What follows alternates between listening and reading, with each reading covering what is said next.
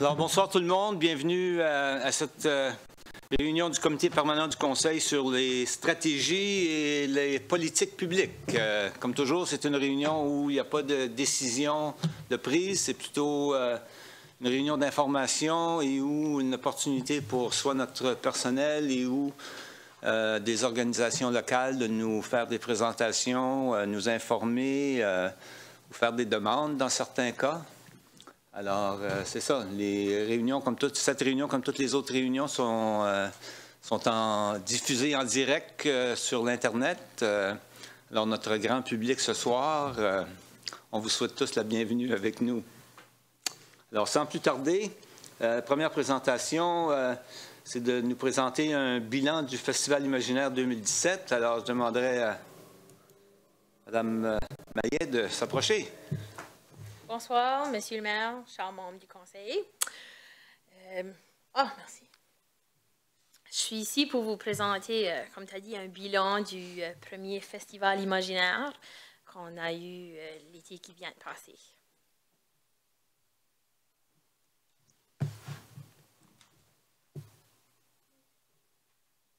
Bon, le festival s'est déroulé du jeudi 27 juillet jusqu'au dimanche 30 juillet. Alors, c'est une période de 3 jours et demi. Les sites principaux étaient au Parc Dover, à la place 1604, au Centre des Arts, et puis avec notre partenaire, l'Hôtel Wingate. Les activités qui étaient présentes au festival, bien sûr, il y avait du cerf-volant, qui comprend le cerf-volant acrobatique, des gonflables et des monophiles, le cirque, le vol de nuit, et puis ils ont une communautaire qui comprend des spectacles, jeux pour enfants, jeux gonflables et bien d'autres activités. Nous avons eu environ 5500 visiteurs sur 3,5 jours, qui est quand même très bien. Puis ça, c'est au site Dover seulement. Nos journées les plus populaires étaient le samedi et le dimanche. On a eu 50 cerf-volistes venant de 8 pays. Les pays représentés étaient bien sûr le Canada, les États-Unis, l'Haïti, la Colombie, l'Argentine, le Népal, la Grande-Bretagne et puis l'Allemagne. Circus Stella, qui est un cirque local, c'est notre partenaire pour le volet cirque, avait une équipe de 28 artistes venant du Nouveau-Brunswick et du Québec. Et puis, malgré la contrainte de temps dans la planification et l'organisation du festival, on a eu environ 20 bénévoles qui ont fait une moyenne de 28 heures de bénévolat pour toute la durée du festival. Puis ça représente un impressionnant chiffre de 560 heures. Alors, il y avait des gens dans la cuisine.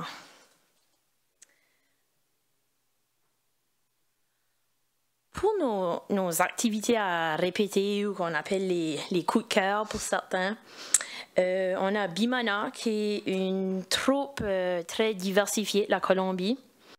Leur cachet spécial, c'est qu'ils ont des marionnettes illuminées qu'on n'a pas dans notre région. Et puis, ils ont des ballons solaires qui peuvent voler dans le ciel, sont très immenses, puis ils n'ont pas besoin de vent, ils ont juste besoin de chaleur. Alors, ça, c'est parfait pour des périodes quand il n'y a pas de vent. Le site Dover est évidemment favorable au vol du cerf-volant en raison de l'élévation et du vent qui est quand même assez présent. Circus Stella nous a aussi fait le commentaire que malgré que le site n'est pas nivelé, le terrain est vaste et puis c'est parfait pour du cirque ambulant ou des animations. Le vol de nuit, qui est très populaire et notre soirée la plus achalandée, est probablement le coup de cœur de plusieurs qui ont assisté au festival. Je sais que c'était le mien. On a fait un jumelage du spectacle de cirque avec Bimana, puis ensuite il y a eu les cerfs-volants dans le ciel, puis ça a vraiment été une clé magique en termes de spectacle. On a eu beaucoup de commentaires très positifs. C'est un spectacle céleste imaginable. Les ateliers de création de cerfs-volants et de cirque furent très, très populaires, même qu'on a été obligé d'aller chercher d'autres matériaux mi-festival parce qu'on avait plus de jeunes qui ont participé qu'on pensait. Et puis, le coût d'entrée de 2 $ par personne, le prix est très abordable. Pour une famille, c'est quand même abordable pour une activité que tu peux rester sur un site pour une longue période de temps. Et puis, les commentaires des gens étaient qu'ils aimaient, qu'ils payaient, puis ensuite, ils pouvaient participer à toutes les activités qu'il y avait sur le site. Il n'y avait pas besoin de payer pour avoir d'autres choses.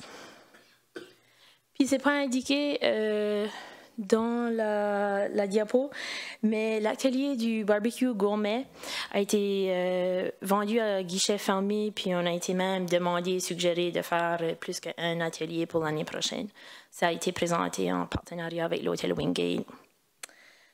Et puis, 2 autres petites choses. On a fait, au niveau de marketing et visibilité, on a été faire des visites au marché de Dieppe. On a donné des cerfs-volants aux enfants, puis il y a des enfants qui sont revenus sur le site avec leurs cerfs-volants. Alors, c'était un bon coup de notre part au niveau marketing. Puis, on a été invité à la Pearly Beach pour un vol pré-festival qui était très populaire avec les cerfs-volistes parce qu'ils n'ont pas la permission de voler le cerf-volant sur la plage. Et puis, on a des gens qui sont même venus nous dire « On est en vacances, on était à la plage, on vous a vu avec vos cerfs-volants, puis il faisait moins beau cette journée-là, puis on a décidé de venir au festival. » Alors, comme on a dit, au niveau de visibilité, c'était très, très bien.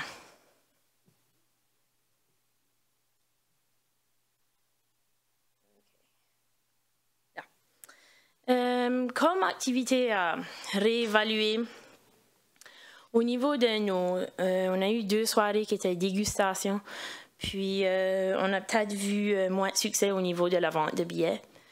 C'est dans le plein cœur de l'été, peut-être que les gens au niveau des activités intérieures trouvent ça moins à leur goût. Alors, comme on a dit, c'est à réévaluer. Notre soirée Dieppe électronique, qui était une soirée de musique électronique, moins de participation aussi. C'était à la place 504, alors peut-être que les gens s'identifient plus à avoir un site principal. Avoir une variété de sites, évidemment, ça crée un défi dans la gestion logistique au niveau de l'équipe organisatrice et ça risque de créer la confusion chez les participants. C'est toujours plus facile de vendre la salade quand c'est juste un site principal. Prolonger les heures de la zone communautaire, on a eu des commentaires des gens qui auraient aimé voir sur le site à Dover une prolongation. Ils aimaient la musique à la zone communautaire, ça finissait à 5 heures. Ils auraient aimé qu'on aurait pu prolonger puis avoir plus de musique ou de spectacle ou de la programmation qui irait plus tard sur le site principal. Là, on vous présente le budget. Je vais sortir mon autre budget parce que c'est très minuscule. Alors, comme vous pouvez voir, vraiment, c'est un budget, c'est très positif. Au niveau de la vente, du coût d'entrée, on a quand même très bien fait. Les commandites, on a surpassé ce qu'on s'y attendait. Et puis, au niveau des marchands, des vendeurs sur le site là-dessus aussi. Alors, on avait un revenu réel 142 854. Puis, au niveau des dépenses, on avait des dépenses 153 371. Alors, ça représente un déficit de 10 517 $. On a eu quelques dépenses imprévues. Comme j'avais dit tantôt, la vente des billets pour 2 soirées au Wingate. La soirée barbecue a très bien été, mais on a 2 soirées qu'on aurait aimé voir plus de participants. On a eu des tentes qu'on a été obligés de louer, nos tentes qu'on a, qui font partie de nos équipements au service des loisirs, avaient été abîmées à un autre événement 1 semaine avant le festival. Et puis, l'entrée sur la rue Amiro, afin d'avoir le guichet, on a été obligé de louer une génératrice, puis location de cable mats pour envoyer les codes aux 2 places pour le guichet. Alors, les dépenses imprévues montent à presque 10 000 $, comme vous pouvez voir.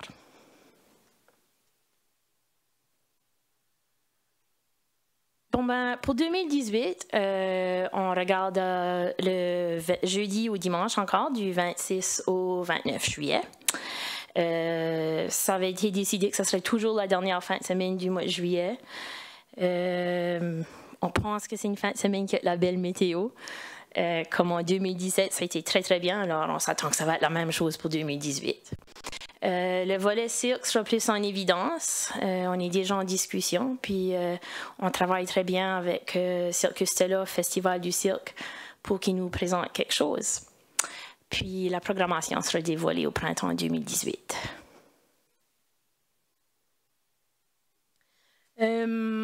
Un festival de cette envergure, ben, ça ne s'organise pas tout seul, comme vous savez.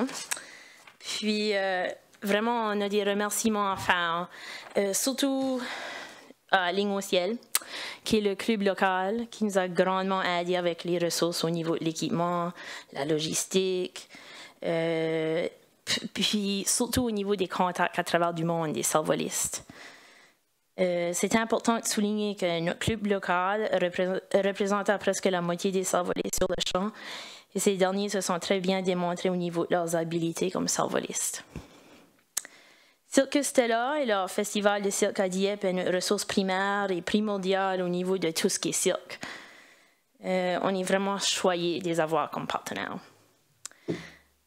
J'aimerais souligner qu'on a eu beaucoup d'éloges et de remerciements de la part des salvolistes et des artistes de cirque, mais c'est surtout à nous de les remercier pour leur participation, leur professionnalisme et le simple fait qu'ils croyaient dans le festival imaginaire, ils croyaient dans notre vision, puis ils étaient là avec nous. On a eu 11 partenaires financiers généreux, Unicoopération, MBS Radio, BMW Mini Cooper, Dr Martin orthodontiste, l'Hôtel Wingate, Roadway Systems, Party Perfect, MacArthur's Paving, Pizza Delight et l'Hôtel Coastal Inn. Et finalement, merci à nos bénévoles.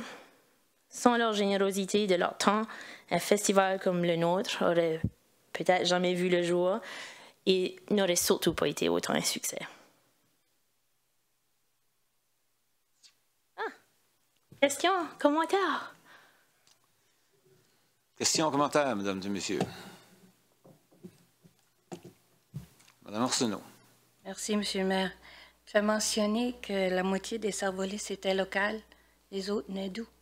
Les internationaux et les Canadiens. Puis de quel pays? Je les ai listés tantôt, le Canada, l'Allemagne, le Népal, la Colombie. Je vais aller voir Grande-Bretagne, l'Argentine, l'Allemagne. Oui. Ouais. Haïti, c'est là où? Haïti. OK. Puis l'Argentine. Ah, puis la Grande-Bretagne. La Grande-Bretagne. Oui. C'est très bien comme représentation, pareil. Très bien. Puis au niveau mondial, le Canada se représente très, très bien. On fait bien, on est bien connus à travers du monde, même nos salvolistes locaux, chapeau à eux autres, ils font très bien, ils volent parmi les grands professionnels, alors on est choyés de les avoir ici. Félicitations pour le beau succès. Merci. Merci, M. Brideau. Merci, M. le maire.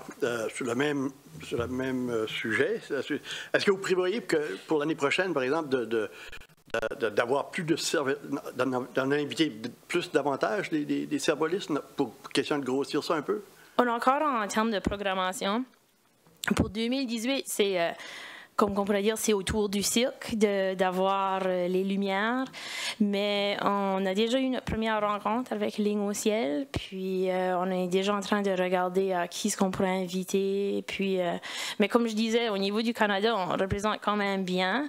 Au niveau local, ça fait qu'à Dieppe, dans le ciel, il va toujours avoir un spectacle durant le festival. OK. Merci. M. Thibodeau.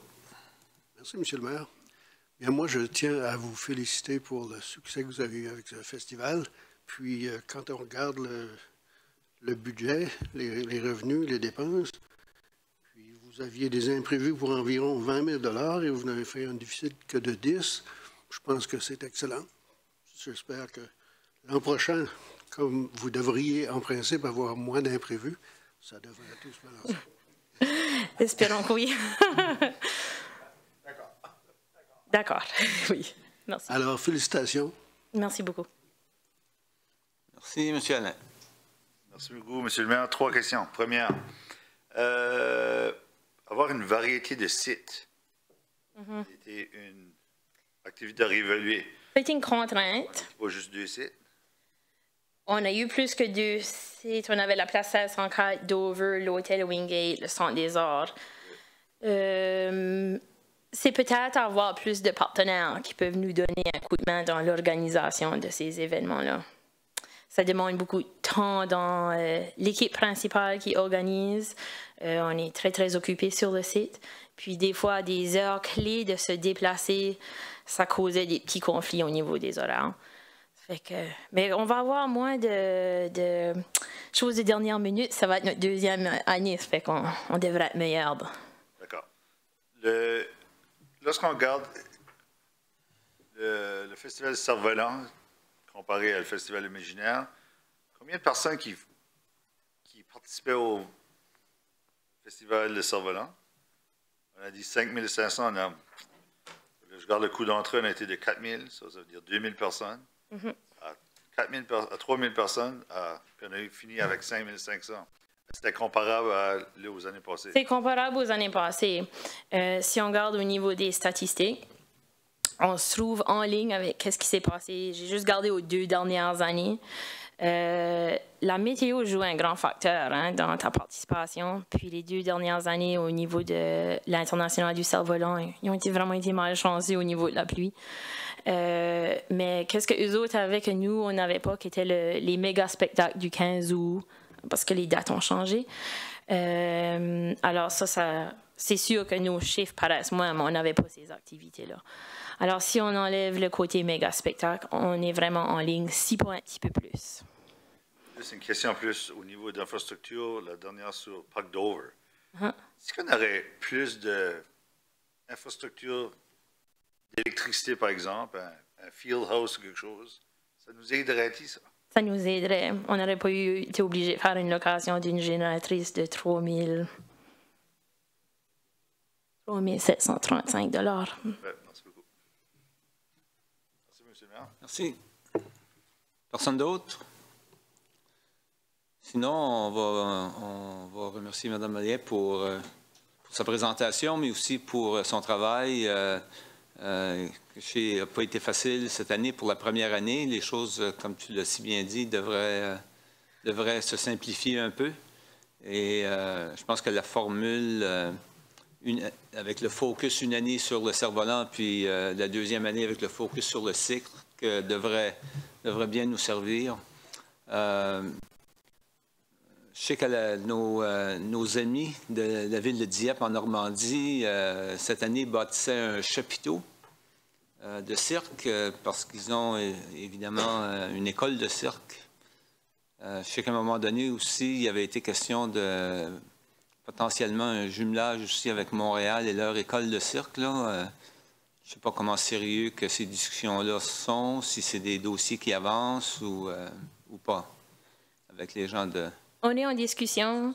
Circus Stella, il y a de nos membres qui pratiquent ou qui étudient à la TOU, qui est une des écoles de cirque. On est en discussion avec eux autres. Okay. Bien. Si mes questions n'ont pas suscité d'autres questions, encore une fois, je vous remercie, puis bonne fin de soirée. Merci pour votre temps. Deuxième participation, deuxième présentation. C'est nos amis de l'aéroport international Roméo Leblanc, du Grand Moncton, qui est évidemment, comme on le sait tous, situé stratégiquement à Dieppe. Alors, M. Bernard Leblanc et son équipe. D'ailleurs, au point de départ, je voudrais remercier nos deux directeurs, les remercier de leur engagement qui déjà date, je pense qu'on arrive à la fin des mandats qui étaient de 9 ou 10 ans. Roland Colette, Maurice Richard, merci beaucoup à vous deux. Juste au cas où je l'oublie plus tard, puis le temps que ça me passe par la brain, on est aussi bien de le dire tout de suite. Au nom du Conseil municipal des citoyens de Dieppe, vous remercier pour votre engagement sur le bureau de direction. Puis je sais que vous avez été des contributeurs de première main, puis qui aussi participent au succès de l'aéroport. Merci à vous autres. De la même façon, M. Chris Bacci, qui aussi finit un mandat à la présidence, je crois, ou s'il a été réélu. Non, Chris, c'est encore bon pour un an. Je crois encore pour un an, so vous allez l'endurer pour une autre année. They're going to put up with you for one more year, right? I really appreciate your involvement, not only at the airport. Nous apprécions vraiment votre participation et aussi à l'aéroport et aussi ailleurs en ville. Toi, ben, j'ai pas grand-chose à dire sur toi. Conseillère, vous avez tout volé mon speech, fait que j'ai pas rien à dire moi non plus. J'étais présenté Roland, puis Maurice, puis Chris. Puis c'est ça, c'est tous des gros contributeurs à l'aéroport. Ça va faire 9 ans qu'ils sont là, puis c'est ça notre maximum terme, c'est 9 ans. Maurice est en charge de notre comité d'audit, ça fait plusieurs années aussi. Donc, on est en train de planifier la transition pour ça, pour quelqu'un de nouveau pour l'an prochain. Roland est en charge de notre comité de l'environnement, donc on est des bons contributeurs du côté de Dieppe. Puis Chris est en charge du conseil de direction. C'était juste pour vous donner une idée un peu de nos différents comités.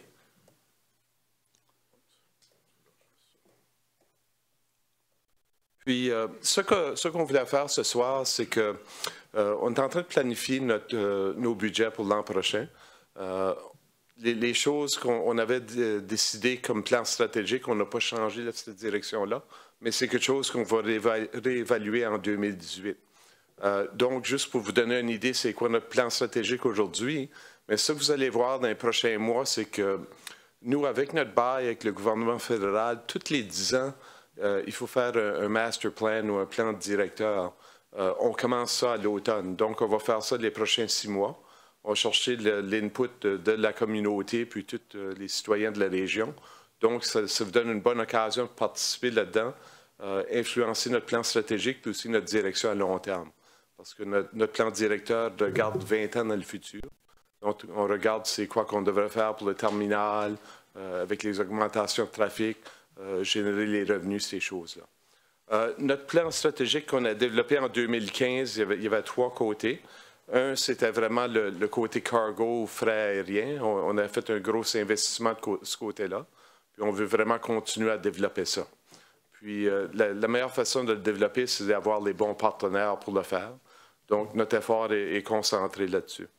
Je dirais que les 2 dernières années, un peu moins fort du point de vue de l'intérêt pour des vols internationaux. Mais c'est quelque chose qu'on veut quand même concentrer parce que c'est en surplus de ce qu'on a fait comme cargo pour les dernières 10 années, je dirais.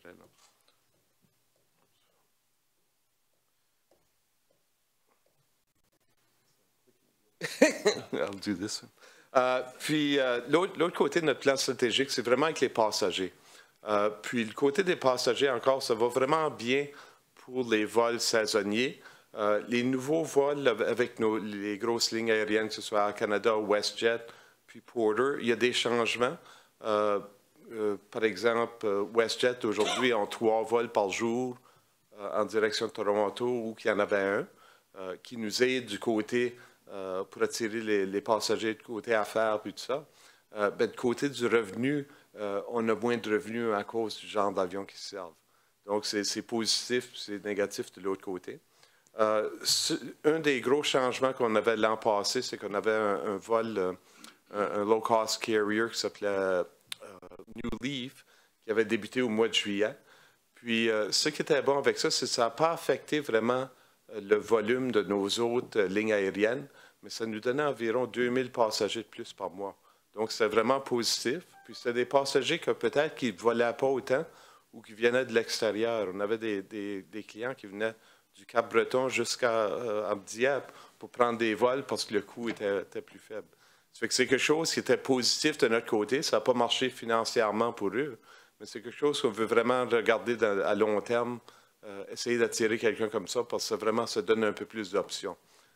Aujourd'hui, il y a WestJet, puis une autre compagnie, Canada Jetlines, qui regarde à développer ça. Ça fait qu'on essaie de travailler avec eux pour ce genre de vol-là aussi.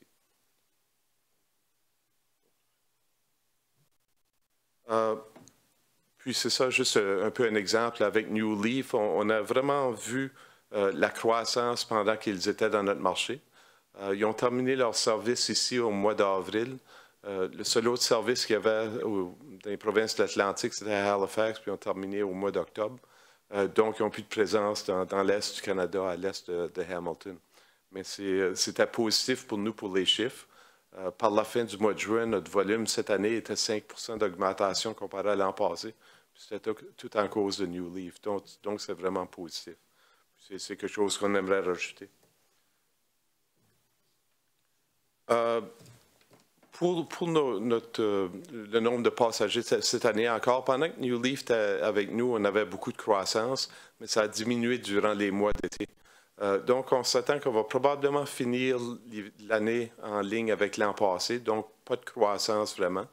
Il y a un peu plus de compétition. Porter s'est établi à Fredericton puis Saint-Jean, donc ça nous affecte un peu de ce côté-là. Mais à part ça, les lignes aériennes, il y a beaucoup de congestion dans le coin de Toronto. C'est difficile d'avoir beaucoup plus de vols. Donc, on garde ce qu'on a, puis il n'y a pas beaucoup de croissance de ce côté-là. Donc, la seule influence que nous, on a, c'est d'essayer d'attirer un nouveau service où on peut stimuler le marché un peu.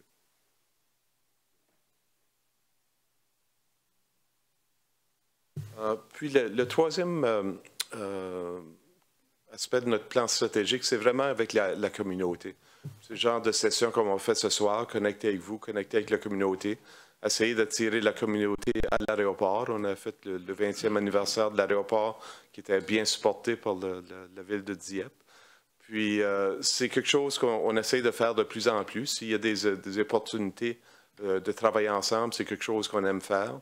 On a, cette semaine, on a d'après notre bail aussi, il faut faire une session communautaire pour avoir, s'il y a des commentaires du point de vue du bruit ou du point de vue du rôle de l'aéroport dans la région, on ouvre ça au public. Donc, on a une participation aussi sur notre comité consultatif.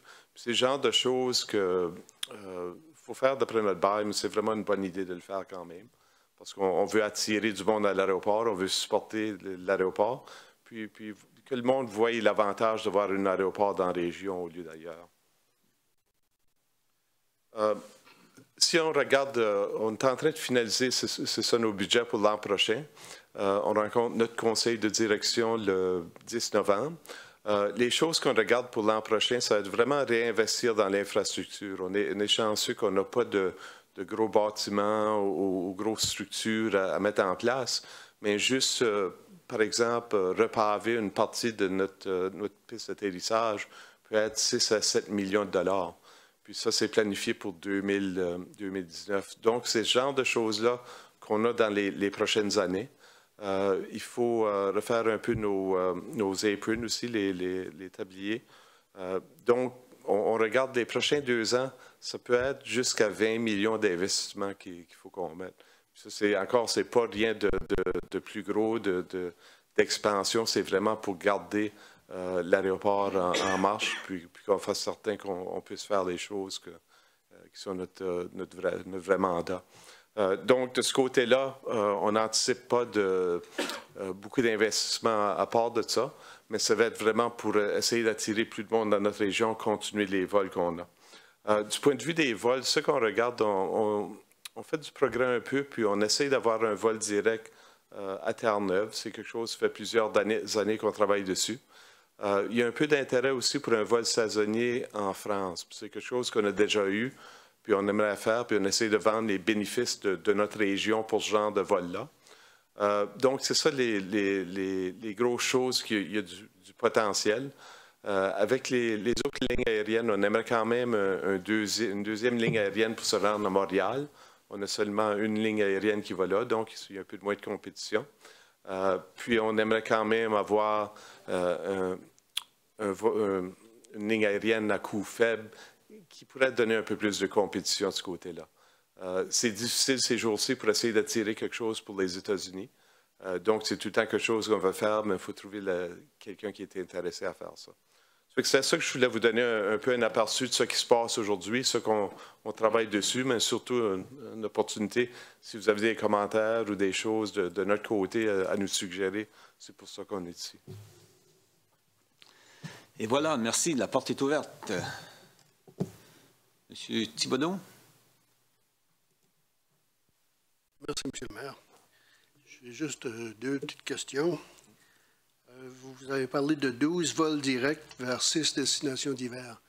À quelle fréquence qu'ils le font? Nos vols saisonniers, cette année, commencent, je crois que c'est le 1er février jusqu'à la 2e semaine de mai. D'habitude, c'est un vol par semaine. Ouais. Puis vraiment, à partir de la mi-février au début de mai, c'est là qu'on a le maximum de vols.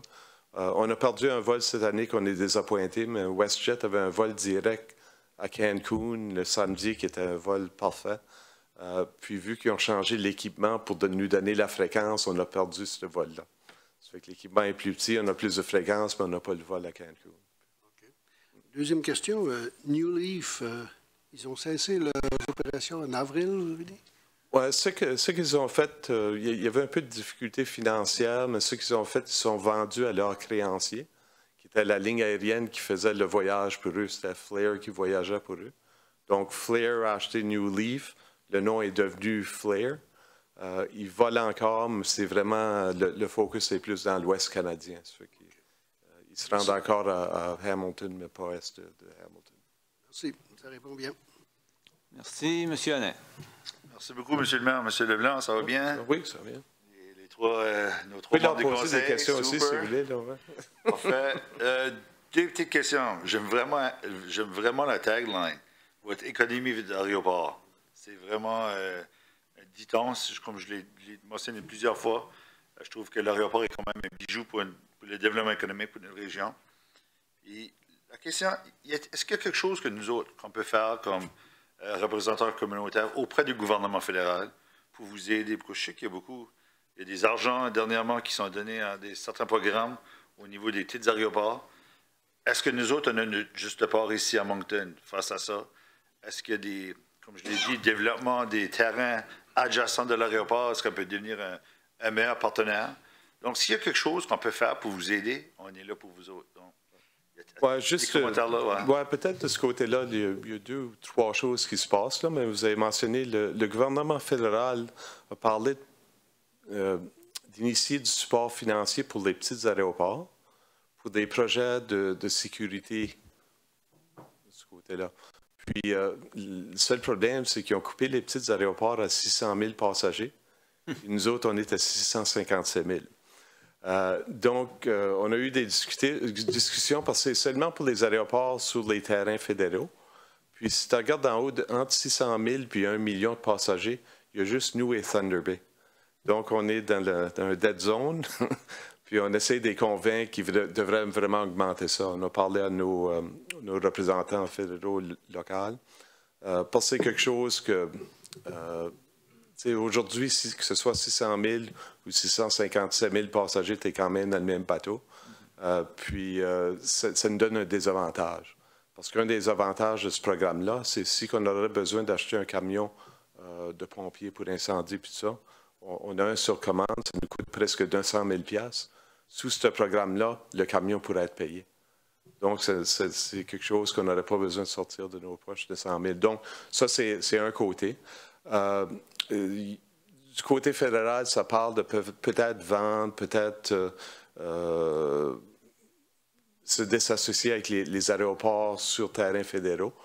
On n'a pas encore d'informations sur quoi qu'ils veulent faire, si ça va être les gros aéroports, si quelque chose va arriver ou pas. De notre côté, le modèle aujourd'hui marche vraiment bien, donc on ne voit pas nécessairement des changements. Peut-être des changements si on devrait appartenir les terrains à long terme ou que ce soit sur ces terrains fédéraux. C'est ces deux côtés-là. L'autre chose, il a sorti un programme de financement fédéral, National Trades and Corridors Fund, où on peut appliquer. On a fait une soumission. On a fait une soumission qui se rapporte de l'expansion de nos pistes autour du terminal pour pouvoir avoir un peu plus d'espace pour les avions cargo et ces choses-là. Donc, on va dans la deuxième étape. Il y aurait le potentiel de financer 50% de ce projet-là. C'est un projet de 3 millions.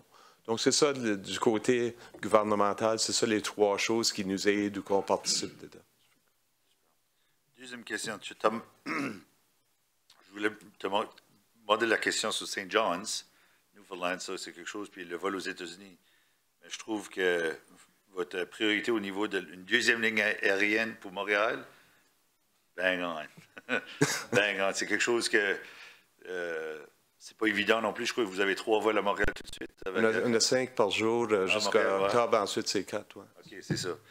Y a-t-il quelque chose pour les États-Unis? Est-ce qu'il y a quelque chose que vous envisagez? Y a-t-il un autre Continental qui cherche à venir? Ouais, les États-Unis, c'est compliqué ces jours-ci. Puis ça qui est, dire franchement, la province s'est vraiment embarquée avec les aéroports au Nouveau-Brunswick pour essayer de développer ça. Ils étaient prêts à mettre du financement dedans, mais il n'y avait aucun intérêt. Du point de vue des lignes aériennes américaines, lignes canadiennes, petit intérêt, pas beaucoup, mais ce qu'ils cherchaient comme incentive était beaucoup plus cher que nous autres, on pouvait payer, puis le gouvernement provincial. Donc, il faut que le marché change un peu. Je pense que ce qui est arrivé, c'est que les lignes américaines étaient au Canada beaucoup plus quand le marché américain était faible, puis le marché canadien était fort. Le marché américain est beaucoup plus fort. La pièce a changé de valeur. Ils n'ont pas assez de pilotes pour voler tous les avions. Ils n'ont pas assez d'avions pour faire tout le service. Donc, ils ont ramené l'équipement pour les pilotes chez eux. Ça peut changer, mais ça va être un peu plus long terme, puis trouver le bon partenaire pour faire ça. Nos amis américains, ils auraient juste acheté plus d'avions bombardiers. Ouais, ils n'ont pas l'air d'aimer ça trop ces jours-ci. Ça règle le reste de problème-là. Quelqu'un d'autre au niveau du Conseil? Moi, j'ai une question, peut-être quelque chose qu'on peut rajouter au dossier pour essayer d'avoir du support fédéral. C'est la venue en 2021 des Jeux internationaux de la francophonie qui vont venir chez nous, où on attend 4000 participants quand même. Là. Et puis, peut-être que c'est un événement, c'est quand même un événement majeur au niveau international. Il y aura sûrement plusieurs chefs d'État, puis tout ça, ce sera un peu comme le sommet, les années 99 du sommet. Ouais, c'est quelque chose à considérer dans les projections futures comme un appât pour le fédéral. Ça, on pourra en reparler. Oui, c'est ça. On a une rencontre cette semaine avec l'équipe des Jeux de la francophonie. Ah bon? Voilà. On commence à en parler déjà. Puis je crois qu'on a beaucoup, avec Marc et son équipe, on a beaucoup d'engagement de ces choses-là. Puis je sais qu'on va être impliqué dedans d'une façon ou d'une autre. Là. OK, c'est bien. S'il n'y a pas d'autres questions, on vous remercie de votre présence. Puis encore une fois, on vous remercie surtout de votre implication. Comme je dis, depuis déjà 2012, je veux que Dieppe devienne le Mississauga de Moncton. Puis ça n'a rien à faire avec la mairesse qui était là jusqu'à l'âge de 92 ans. OK, bonne soirée à tous. Bonne soirée. Merci, papa.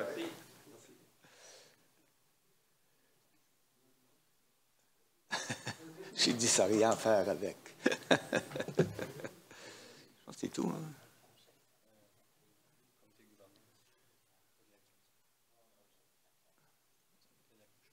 OK. Alors, pour dernier item, comité de gouvernance pour Kodiak Transpo, M. Godet. Merci, M. le maire. Nous avons eu une réunion dernièrement dans laquelle nous avons discuté le budget dans son développement et ça sera probablement transmis d'ici au mois d'octobre par rapport au budget de 2018. En termes de nouveautés, notre campagne de promotion a été lancée. Vous pouvez voir les panneaux à travers la municipalité où il y a des boîtes pour les gens, où les gens attendent. Il y a des panneaux qui ont été développés avec des citoyens de la région pour faire un peu de promotion pour le transport en commun. Cet été, comme vous le savez, il y a eu une pénurie de conducteurs. Il a fallu faire des approches des transports externes à Kodiak pour faire certains circuits dans la région de Moncton. Et ça a bien marché. Mais depuis ce temps-là, il y a eu des embauches qui ont été faites. Nous avons eu 6 nouvelles employés, conducteurs, donc 5, je pense 5 sont totalement bilingues et un 7e qui est un basic numéro 1, qui est un niveau au niveau provincial. Kodiak est en train de recruter un autre 5 ou 6 conducteurs. Et là aussi, les exigences linguistiques sont demandées. Ce qui arrive, c'est que c'était très difficile de recruter des employés conducteurs à cause des contraintes au niveau des syndicats. Mais il y a eu des changements dernièrement et maintenant, on peut leur garantir un minimum de 30 heures par semaine. Donc, à partir de ce moment-là, quand on a offert cette possibilité-là, il y a eu presque 150 applications qui ont rentré sur une période de 3-4 semaines. En termes de la performance du réseau de transport, les revenus à Dieppe sont en hausse et dépassent les objectifs de l'année. On a une augmentation de presque 10 % comparativement à moins de 2 % à Moncton. Donc, on fait assez bien par rapport à notre augmentation au niveau de la participation de la population. Le ridership global de Kodiak Transport est en baisse des prévisions de l'année. Toutefois, on constate une augmentation chez nous et qui contrebalance cette baisse ailleurs. Nous avons reçu aussi nos nouveaux autobus. Ils vont être, j'assume, d'ici une couple de semaines, on va les mettre sur le réseau, logo dessus et prendre les couleurs qu'on choisira, je pense, qu'à la prochaine réunion. Il y a des nouveaux projets technologiques en cours. On améliore le Wi-Fi pour avoir un meilleur service dans ce coin-là. On ajoute des caméras à l'intérieur et à l'extérieur des autobus. Il y a eu une demande pour qu'on puisse savoir dans des cas d'instance, d'avoir du vidéo pour rendre compte de ce qui s'est arrivé. On planifie la transition vers des boîtes de perception de cartes intelligentes. Donc, ça ne sera plus nécessaire de faire tout ça à la main comme qu'on fait dans le moment. On a aussi fait des engagements avec les étudiants de l'Université de Moncton, qui est un plus où ils vont utiliser les smart cards pour prendre leur carte mensuelle au courant de l'hiver. Jusqu'à date, il y a un respect du budget et même en termes d'économie, il y a une économie d'à peu près 240 000 $ à date dans le budget de Kodiak. Pour le budget de 2018, il y a une augmentation prévue des dépenses d'à peu près 2 %, et ça, c'est en lien avec les responsabilités des ententes syndicales et les coûts des services publics, que ce soit l'électricité, l'assurance, etc. Je pourrais rappeler aux gens que Dieppe a reçu ces nouveaux autobus et le plus vieux qui date de 2011 sera vendu. Nous rajeunissons notre flotte et nous passons de 3 à 4 autobus qui va nous permettre d'économiser sur certaines dépenses, réparation, maintenance, etc. Et nous sommes en cours de rendre notre flotte plus accessible et on va dévoiler les détails de ça plus tard. C'est tout, M. le maire. Merci bien, M. Godette. Question pour notre conseiller Godette sur le transport en commun? Non? Bon, je dirais, comme commentaire général, c'est certainement intéressant de voir le progrès quand même qui se fait dans notre communauté. Puis, je suis convaincu que les membres du conseil qui le peuvent vont continuer à encourager cette augmentation-là, peut-être même par leur ridership sur Kodiak. Pas d'autres questions? Rien? Pas d'autres items? Alors, c'est la fin de la soirée. Bonne soirée à tous et à la prochaine.